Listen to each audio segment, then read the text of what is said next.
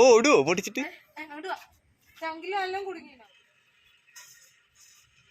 Hello family, ഞാൻ രശ്മിയാണ്. അപ്പോൾ നമ്മളുടെ പുതിയൊരു വ്ളോഗിലോട്ട് എല്ലാവരെയും സ്വാഗതം ചെയ്യാണ് കേട്ടോ. ഇതിൻ്റെ ഉണ്ണിയോൾക്ക് 10 ദിവസം പൂട്ടിൽ ഉണ്ടായൊരു ദിവസത്തെ വിശേഷങ്ങളാണ്. ഏകദേശം പണികളൊക്കെ ഒരുങ്ങിയിട്ടുള്ളൊരു ഇരിപ്പായിരുന്നു. അപ്പം എൻ്റെ അച്ചൂട്ടൻ ഉണ്ടല്ലോ, ഈ അടുക്കളപ്പുറത്ത് ഒരു കുഞ്ഞ് അടുപ്പൊക്കെ പൂട്ടി അതിൽ ഇത്തിരി ചോറൊക്കെ വെക്കണം എന്നുള്ള തീരുമാനത്തിലായിരുന്നു. ഞാൻ ആദ്യമായിട്ട് പറഞ്ഞു, ഇങ്ങോട്ട് നോക്കണ ഉണ്ണി അച്ചൂട്ടൻ കാണിക്കുന്നതെന്ന്. അപ്പോൾ നിനക്ക് നാണോ ഇല്ലേടാ ഇങ്ങനെയൊക്കെ കളിക്കാനായിട്ടെന്നും പറഞ്ഞിട്ട്, നീ തീ പൂട്ടുന്നത് ശരിയല്ല, ഞാൻ തീ പൂട്ടിത്തരാന്ന് പറഞ്ഞിട്ട് മൂപ്പരും അറിയാതെ ആ ഒരു കളിയിലേക്ക് ആകൃഷ്ടനായിട്ടുണ്ട്. അച്ചൂട്ടൻ അടുക്കളപ്പുറത്ത് അടുപ്പ് പൂട്ടുണ്ടെന്ന് പറഞ്ഞപ്പോൾ ആദ്യമേ എൻ്റെ അവനെ അടുപ്പൊക്കെ പൂട്ടി കളിക്കാൻ പെൺകുട്ടിയെ അവനെ ഞാൻ കാട്ടിക്കൊടുക്കാന്നൊക്കെ പറഞ്ഞിട്ട് വന്നെയാണ് പുറത്തേക്ക്. എന്നിട്ട് ഞാൻ ചോദിച്ചു, ഈ അവനെ ചീത്ത അറിയാനാ വരണേന്നും പറഞ്ഞിട്ട് ഇപ്പം എന്താടാ ഈ കാണിക്കണേ വെച്ചപ്പോൾ പറയാ, അതല്ലേ തീ കൊണ്ട് അവൻ കളിച്ച അവൻ്റെ കയ്യിലായാലോ, അതോർത്ത് മാത്രം ഞാൻ തീ പൂട്ടാൻ സഹായിക്കണേന്ന്. എന്തായാലും അരി അടുപ്പത്തിടാൻ നോക്കുമ്പോഴാണ് വേവില്ലാത്ത അരി നമ്മളടുത്ത് ഉണ്ടാകുന്നില്ല. നമ്മളടുത്ത് ജയ അരിയല്ലേ. അപ്പോൾ അച്ചു തറവാട്ടിൽ പോയി നോക്കി അവിടെ റേഷൻ അരി ഉണ്ടോന്ന്. അപ്പോൾ അവിടെ ഇല്ല. പിന്നെ അവൻ്റെ സുമോയിൽ നമ്മുടെ അടുത്ത് പോയി റേഷൻ അരിയൊക്കെ മേടിച്ചു കൊണ്ടാ നിൽക്കുകയാണ് കേട്ടോ. എന്നുവെച്ചാൽ ഈ ഒരു അടുപ്പയിൽ ഈ പാത്രത്തിൽ ജയരിയൊക്കെ ഇട്ട് വേവിക്കണമെങ്കിൽ എന്തുമാത്രം കഷ്ടപ്പെടേണ്ടി വരും. അപ്പോൾ റേഷനാണെങ്കിൽ ഈ പറഞ്ഞിങ്ങോട്ട് 2 തള തളിച്ച് കഴിഞ്ഞാൽ അതവിടെ ആകുമല്ലോ. ആർക്ക് വേണ്ടിയിട്ടാണ് ഈ അടുപ്പൂട്ടിൽ വെക്കലോ എനിക്കറിയാൻ പാടില്ല. എന്തിനാ കൊണ്ടുവന്നെ? ഇതിലിപ്പോൾ ഞാനും പെട്ടു എന്ന് വേണേൽ പറയാം. എന്നുവെച്ചാൽ തീയും വെച്ചിട്ടുള്ള കളിയാണ്. അപ്പോൾ മക്കളെ ഒറ്റയ്ക്ക് അവിടെ ആക്കിയിട്ട് കാത്തേക്ക് പോകാനുള്ള ധൈര്യമില്ല. അതുകൊണ്ട് ഞാൻ അടുക്കളപ്പുറത്തെ തിണ്ടത്ത് കിടക്കുക ചെയ്തിട്ടോ. എനിക്കാണെങ്കിൽ എന്താണെന്നറിയാൻ പാടില്ല, വല്ലാത്തൊരു ക്ഷീണവും കുഴച്ചിലൊക്കെ. നമുക്ക് ഈ തീയിൻ്റെ അടുത്തും അതുപോലെ കത്തി മണാൾ ഇങ്ങനത്തെ സാധനം കൊണ്ടൊക്കെ കളിക്കുമ്പോൾ ഓരോ ഒറ്റയ്ക്കാക്കിയിട്ട് പോയുള്ള അവസ്ഥ ഊഹിക്കാമല്ലോ. എൻ്റെ ആദ്യം പ്രത്യേകം പറഞ്ഞിട്ടുണ്ട്, അമ്മ എന്നെ വീഡിയോയിൽ കാട്ടല്ലേ, ഫ്രണ്ട്സിൻ്റെ ഇടയിൽ കിട്ടിക്കഴിഞ്ഞാൽ പിന്നെ അവർ കളിയാക്കി കൊല്ലുമെന്നുള്ളത്. അപ്പം ഞാൻ അവൻ്റെ അടുത്ത് പറഞ്ഞേ, ആരെങ്കിലും എന്തെങ്കിലും പറയട്ടെടാ, ഇത് നമ്മളെ വീടല്ലേ, നമ്മളെ വീട്ടിൽ നമ്മുടെ ഇഷ്ടത്തിന് നമ്മളുടേതായ രീതിക്ക് കാണാം. മറ്റുള്ളവരൊക്കെ പറയണത് കേൾക്കാൻ നിന്ന് കഴിഞ്ഞാൽ മസിലും പിടിച്ച് ഇങ്ങനെ ഇരിക്കേ ഉണ്ടാവുള്ളൂ. ഇതിപ്പോൾ ആരും ചെയ്യാത്ത കാര്യങ്ങളൊന്നുമല്ല. പണ്ടൊക്കെ നമ്മളെല്ലാവരും കളിച്ചിരുന്ന കളികളാണ്. പക്ഷെ ഇപ്പോഴത്തെ കുട്ടികൾ ഇങ്ങനെയൊന്നും കളിക്കില്ല എന്ന് മാത്രം. പിന്നെ ആൺകുട്ടികൾ ഇങ്ങനെ കളിച്ചു കഴിഞ്ഞാൽ അത് ഭയങ്കര മാനാഭിമാന പ്രശ്നമാണ്. കളിക്കുന്ന കളികളിലടക്കം ആൺകുട്ടി പെൺകുട്ടി എന്നുള്ള വ്യത്യാസം ഉണ്ട്. എനിക്ക് രണ്ടാക്കും ചോറ് വേണ്ട, നിങ്ങളെ ചോറ് വന്നിട്ട് അന്തിയാകുമ്പോൾ കഴിക്കാം.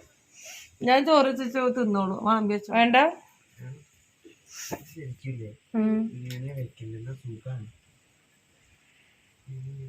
ഇനി സിഗരറ്റ് ലാമ്പ് തരില്ല കേട്ടോ. അച്ഛൻ വന്നല്ലോ ഏട്ടാ.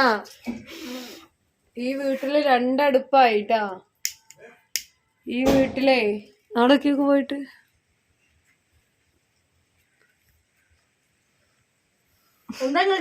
പറയാണ്ടോ പുറത്താവൂല്ലേ നിങ്ങക്ക്? അതെ, അതിന്റെ ഉള്ളിക്ക് മുളഞ്ഞോളൂ കോഴിക്കോടിക്ക. ഇവന് ഇത്രയും അവിടെ ഇരുന്ന് കത്തിക്കുക, നിങ്ങളെ കണ്ടപ്പോ നീച്ചിരിക്കുക, നിങ്ങളേന്ന് നല്ല കേക്കണ്ട വെച്ചിട്ട്. വീട് മാറി. അതെ, ഇനി ഉള്ളിക്ക് കയറണ്ടെന്നാ പറയുന്ന ആദിത്യ അച്ഛ. ഞാൻ അഡ്ജസ്റ്റ് ചെയ്തിട്ട് മെഴുകുതിരി വെച്ച് കത്തിക്കാണ്, അത് ഊതിക്കെടുത്തുക. തല്ലൂടരുത്. സിഗരറ്റ് ലാമ്പ് കാണിച്ച കാട്ട് മെഴുകുതിരി ഒന്ന് കത്തിച്ചോണ്ട് തന്നോ. ഇനി എടുക്കരുത് കേട്ടോ. കേട്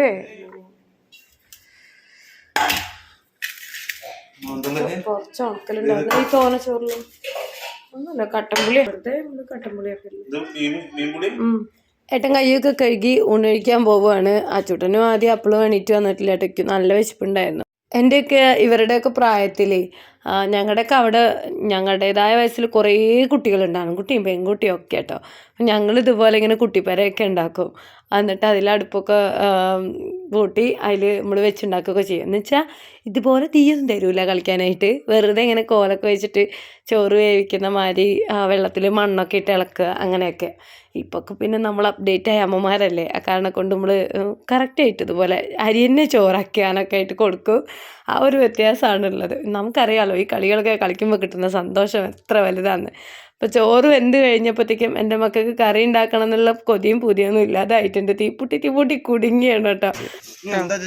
ജലദോഷം വന്നു.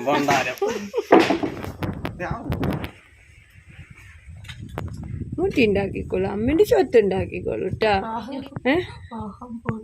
ഇനി വേണ്ടേ? മതിയായോ? എന്നാ അതൊക്കെ ആ മണിക്കുട്ടിക്ക് കൊടുത്താൽ മതി. എന്നാ ഉണ്ടാക്കിക്കോ, അത് മോശമൊന്നുമില്ല. ആൺകുട്ടിക്ക് കളിക്കണ കളി പെൺകുട്ടിക്ക് കളിക്കണ കളി എന്നൊന്നുമില്ല. ചെറുപ്പത്തിൽ എല്ലാ കുട്ടികളും എല്ലാം കളിക്കും കേട്ടോ. അമ്മയുടെ കുട്ടി കളിച്ചോ? അമ്മ കൂടെ നമ്മുടെ കുട്ടികൾക്കും കളിക്കാം. നമുക്ക് ചീര പൊട്ടിച്ചോണ്ട് ഒരു മുളക് 2 ഇല ചീര അല്ലേ. ഇനി എന്താ ഇവിടെ പരിപാടി? അല്ലേലേ ഈ വീടിന്റെ ചുമരൊന്നും കാണാൻ പറ്റാത്ത കോലത്തിലാണ്. ബാക്കിയുള്ള സ്ഥലം മൊത്തം ഇതുപോലെ കണ്ണി വരച്ച്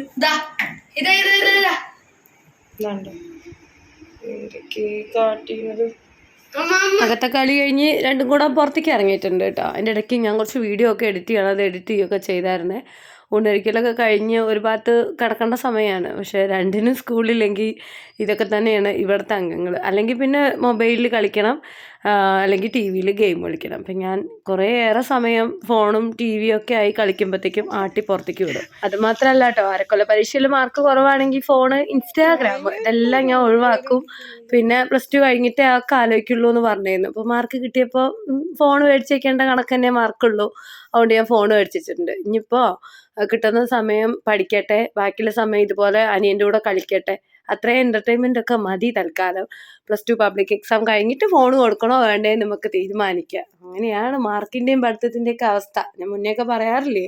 കുട്ടികളെ ശരിക്കും ഈ ടി വിയുടെ മുന്നിലും ഫോണിൻ്റെ അടുത്തും അങ്ങനെ സമയം ചിലവഴിക്കാൻ സമ്മതിക്കാണ്ട് പുറത്ത് കളിക്കാൻ വിടുക. അപ്പോൾ ഒരുവിധ അമ്മമാർക്കൊക്കെ പേടിയാവും. പണ്ടത്തെ പോലെ അല്ലല്ലോ, വീണ് കൈയും കാലും ഓടിയോ അല്ലെങ്കിൽ അതും ഇതും പറ്റുമോ എന്നൊക്കെ. നമ്മളെ കണ്ണും വെട്ടത്ത് സേഫാണ് തോന്നുന്ന സ്ഥലത്ത് അവർ മൊത്തം ഫിസിക്കലി ക്ഷീണിക്കുന്ന മാതിരി കളിക്കാനുള്ള കളികൾക്ക് വിടുന്നതാണ് നല്ലത്. അപ്പോൾ കുട്ടികൾ വൈകുന്നേരം ആകുമ്പോൾ ക്ഷീണിക്കും. ഇപ്പോൾ കുറച്ച് പഠിക്കുകയോ അതേപോലെ ഭക്ഷണം കഴിക്കുകയോ ചെയ്താൽ പെട്ടെന്ന് അങ്ങ് കിടന്നുറങ്ങും. ഇതൊട്ടും ക്ഷീണിക്കാണ്ടാകുമ്പോഴത്തേക്കും ഏറ്റവും കിടന്നുറക്കം വരില്ല. ഇപ്പോൾ ഫോൺ എടുക്കും, അതും ഇതും അങ്ങനത്തെ ഇങ്ങനത്തെയും കുറേ കാര്യങ്ങളിൽ ചെന്നപ്പെടും. അപ്പോൾ മാക്സിമം ഇനിയിപ്പോൾ കളിക്കാനൊന്നും സ്ഥലമില്ല, ആരും കൂട്ടില്ലെങ്കിൽ ഫിസിക്കലായിട്ടുള്ള എന്തെങ്കിലും ഒരു ആക്ടിവിറ്റിയിൽ കരാട്ടയോ അല്ലെങ്കിൽ ജിമ്മോ യോഗയോ അങ്ങനെ എന്തെങ്കിലുമൊക്കെ ഒരു എക്സസൈസിൽ അവരെ ഉൾപ്പെടുത്തുക. അപ്പോഴും മക്കൾ അവരുടെ കുറേ കലോറിയൊക്കെ അങ്ങനെ പോയിക്കോളും. അതല്ലാതെ ഈ ഒരു പ്രായത്തിലുള്ള കലോറി ഒന്നും ശരീരത്തിൽ നിന്ന് ഒഴിഞ്ഞു പോവില്ല. പക്ഷേ നമ്മളെ കുട്ടികളെ കളിക്കാൻ വിടുമ്പോൾ നല്ല ശ്രദ്ധിക്കുക വേണം. പണ്ടത്തെ മാതിരിയല്ല. പണ്ടൊക്കെ നമ്മളെ വീടിൻ്റെ ഇട്ടാവട്ടത്ത് മാത്രമല്ല, കണ്ണെത്താ ദൂരെ വരത്തേക്കും കളിക്കാൻ പോകും. എങ്ങനെ കളിക്കാൻ പോലും സേഫായി ഉച്ചരിയുമ്പോഴത്തേക്കും വീട്ടിലെത്തും. പക്ഷെ ഇപ്പം അങ്ങനെയാണോ? ഇപ്പം നമ്മുടെ സ്വന്തമോ ബന്ധമോ എവിടെയും കുട്ടികളെ വിടാൻ പറ്റാത്ത അവസ്ഥയാണ്. കുട്ടികൾ സേഫായിട്ട് നമ്മളുടെ അടുത്ത് എത്തുന്ന വരത്തേക്ക് നമ്മൾ ടെൻഷൻ അടിക്കണം. അതുകൊണ്ട് വിടുമ്പോൾ അതും ശ്രദ്ധിക്കണം. അതൊരു മെയിനായിട്ടുള്ള കാര്യമാണല്ലേ.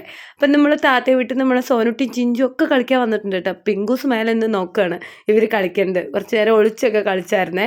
അപ്പോൾ പിങ്കു മേലെ നിന്നിട്ട് ഇവർ ഒളിച്ചു കഴിഞ്ഞാൽ ആ ഭാഗത്തേക്ക് നോക്കിക്കും. അപ്പോൾ എണ്ണുന്ന ആൾക്ക് കണ്ടുപിടിക്കാൻ നല്ല എളുപ്പം. അങ്ങനെ ഒരു കൊടിച്ചൂട്ടെല്ലാം കഴിഞ്ഞ് ആദ്യം ഉണ്ണികളും കൂടെ നിൽക്കുകയാണ്. ആദ്യം കുറച്ച് കളിച്ചു കഴിഞ്ഞാൽ പറയും, അമ്മേ ഞാൻ അത്രയും വലുതായില്ലേ, അതുകൊണ്ട് എന്താ പറയുക, ഞാൻ മെച്യൂരിറ്റി ഇല്ലാത്തവനെന്ന് ആരെങ്കിലും പറയുമോ, ഞാൻ കളിക്കാതിരിക്കണം എന്നൊക്കെ. ഞാൻ പറയും, ഉണ്ണി ഏത് ഏജിലും ഇതുപോലെ കുട്ടികളായിട്ട് കളിക്കാൻ പറ്റുന്നുണ്ടെങ്കിൽ നീയാണ് ഏറ്റവും വലിയ ഭാഗ്യവാന്ന്. എന്ന് വെച്ചാൽ നിൻ്റെ മൈൻഡ് എപ്പോഴും ഇങ്ങനെ നല്ല ചെറുതായി ഫ്രഷായി ഇരിക്കുക എന്നൊക്കെ. അപ്പോൾ എന്തെങ്കിലും കളിക്കട്ടെ അല്ലേ. വയസ്സ് കൂടുന്നതിനനുസരിച്ച് നമ്മൾ ആ ഒരു വയസ്സിനൊത്തങ്ങ് വലുതാവാൻ നിന്ന് കഴിഞ്ഞാൽ നമുക്ക് പെട്ടെന്നങ്ങ് പ്രായം ബാധിക്കും. അപ്പോൾ നമ്മൾ എത്രയൊക്കെ പ്രായം കൂടിയാലും മനസ്സെപ്പോഴും ചെറുപ്പമായിരിക്കുക, കുട്ടിയായിരിക്കുക. അപ്പം നമ്മൾ നല്ല അടിപൊളി വൈബിലായിരിക്കും ഉണ്ടാവുക കേട്ടോ. ഞാനൊക്കെ അങ്ങനെയാണ്. ഞാൻ ഇപ്പോഴും ഇതുപോലെ മക്കൾ കളിക്കുന്ന എല്ലാ കളികളിലും ഒരുവിധം കൂടാറുണ്ട്. അതുകൊണ്ട് തന്നെ നമ്മൾ ആ 90കളിലെ ചിന്തകളിലൊന്നും അല്ലാണ്ട് അപ്ഡേറ്റായി ഈ ഒരു തലമുറയെ ചിന്തിക്കുന്ന അതേ ഒരു വൈബിൽ ചിന്തിക്കാനും അവരുടെ കൂടെ ഇങ്ങനെ മുന്നോട്ട് പോകാനൊക്കെ നമുക്ക് സാധിക്കും. സമയം കിട്ടുമ്പോഴൊക്കെ ഇതുപോലെ പിങ്കൂസിനെ പുറത്തു കൂടെയൊക്കെ ഒന്ന് കൊണ്ടുപോകും കേട്ടോ. ഇപ്പം എന്താ വെച്ചാൽ അവളുടെ ബെൽറ്റ് പൊട്ടിയിരിക്കുക കണ്ടില്ലേ, ചെറിയ ബെൽറ്റ്. അതും വെച്ചിട്ട് വല്ലാണ്ട് ഇങ്ങ് നടക്കാൻ പറ്റില്ല. അവളിങ്ങോട്ട് തുള്ളിക്കഴിഞ്ഞാൽ അതിന്മേൽ തൂങ്ങുന്ന മാതിരിയാണ് നിൽക്കുന്നത്. ഇനി നല്ലൊരു ബെൽറ്റൊക്കെ നമുക്ക് മേടിക്കണം. അപ്പോൾ ഏട്ടൻ വന്നതാണ് ഇടയിൽ. അപ്പോൾ ഏട്ടൻ്റെ വണ്ടി കയറ്റിയിട്ടാണ് അവളെ. അപ്പോൾ അവൾക്ക് ഭയങ്കര സന്തോഷമായി വണ്ടിയിലിട്ടപ്പോഴത്തേക്കും. ഞങ്ങളെല്ലാവരും അവളെ നോക്കിക്കല്ലേ. അപ്പോൾ അതിൻ്റെ ഉള്ളിൽ കിടന്നുള്ള തുള്ളിച്ചാട്ടമൊക്കെ ആയിരുന്നു. ഫിംഗൂസിൻ്റെ തൊപ്പയൊന്നും വെട്ടിച്ചിട്ടില്ല കേട്ടോ. പോകണമെന്ന് പറയല്ലാണ്ട് നമുക്ക് അതിന് എത്തിയിട്ടില്ല. ഒരു ദിവസം ചെയ്യണം. പിന്നെ അവളുടെ നമുക്ക് തന്നെ വേണമെന്നുണ്ടെങ്കിൽ അവളുടെ മുന്നു ഭാഗത്തുള്ള ആ മുടികളും അതുപോലെ കെട്ടിപ്പിടിച്ചതൊക്കെ വെട്ടിയെടുക്കാം.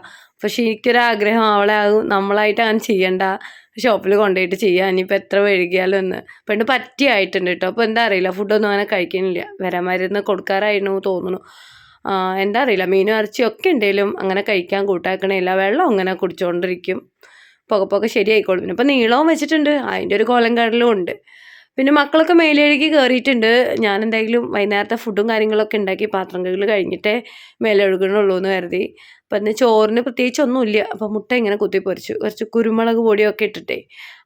എന്താ വെച്ചാൽ അച്ചൂട്ടന് ഉപ്പേരിയും കുപ്പേരിയും ഒന്നും പറ്റൂല. പിന്നെ ഏട്ടനും എനിക്കും ആദ്യക്കും വേണ്ടിയിട്ട് പയറും ക്യാരറ്റും ഉപ്പേരി ആക്കുകയാണ്. പിന്നെ കുറച്ച് ഉള്ളിത്തൈരും ഉണ്ട്, അതെല്ലാം വെച്ച് അങ്ങനെ ഒപ്പിക്കാമെന്ന് ഓർത്തു.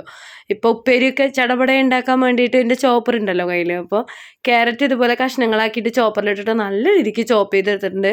പയറടക്കം ഞാനിങ്ങനെ ചോപ്പ് ചെയ്യുന്നതാണ് പറയുന്നത്. എപ്പോഴും അല്ല കേട്ടോ, പയർ നുറുക്കി വെച്ചാലാണ് പയറുപ്പേരിയുടെ ഒരു സ്വാദൊക്കെ.